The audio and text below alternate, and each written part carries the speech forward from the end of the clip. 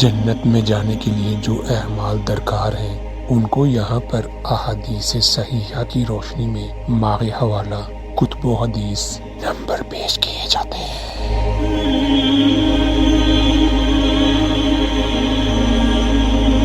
اللہ اور اس کے رسول صلی اللہ علیہ وسلم اور دین اسلام پر ایمان لانے میں خوشی محسوس کرنا۔ حضرت ابو سعید خدری رضی اللہ تعالی عنہ سے روایت ہے کہ نبی اکرم صلی اللہ علیہ وسلم نے فرمایا، جس شخص نے یوں کہا میں اللہ کے رب ہونے پر، اسلام کے دین ہونے پر اور محمد صلی اللہ علیہ وسلم کے رسول ہونے پر راضی ہوں، اس کے لیے جنت واجب ہوگی۔ رسول صلی اللہ علیہ وسلم کی اطاعت کرنا۔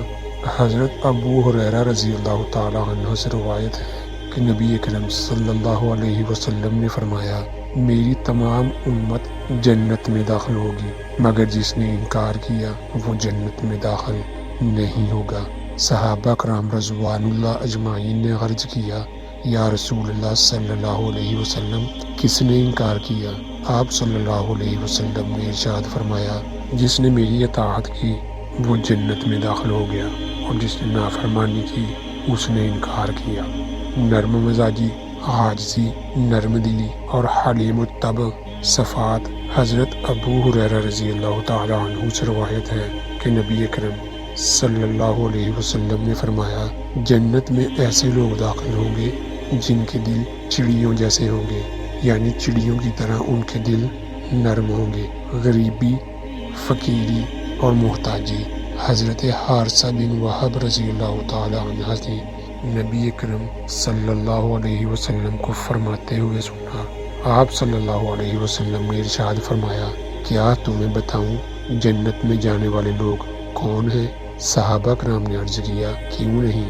آپ صلی اللہ علیہ وسلم نے ارشاد فرمایا، ہر ناتواں لوگوں کے نزدیک کمزور لیکن اللہ کے نزدیک برگزیدہ، اگر کسی معاملے میں اللہ کی قسم کھا لے تو اللہ اسے سچا کر دے۔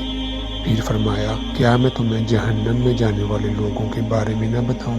صحابہ کرام نے عرض کیا، کیوں نہیں؟ آپ صلی اللہ علیہ وسلم نے ارشاد فرمایا، ہر جھگڑا لو، بد اخلاق اور تکبر کرنے والا۔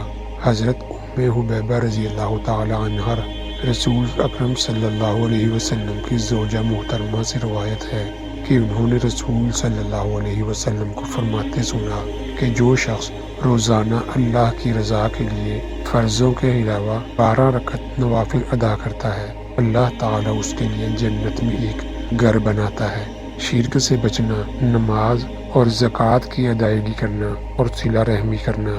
حضرت ابو ایوب رضی اللہ تعالی عنہ کہتے ہیں کہ ایک آدمی نبی کریم صلی اللہ علیہ وسلم کی خدمت میں حاضر ہوا اور عرض کیا، مجھے کوئی ایسے عمل بتائیے جو مجھے جنت کے قریب اور جہنم سے دور کر دے۔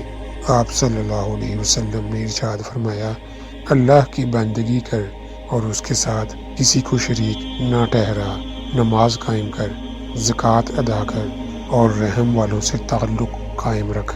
جب وہ آدمی واپس پلٹا تو رسول اللہ صلی اللہ علیہ وسلم نے فرمایا، جن باتوں کا اسے حکم دیا گیا ہے اگر اس پر عمل کیا تو جنت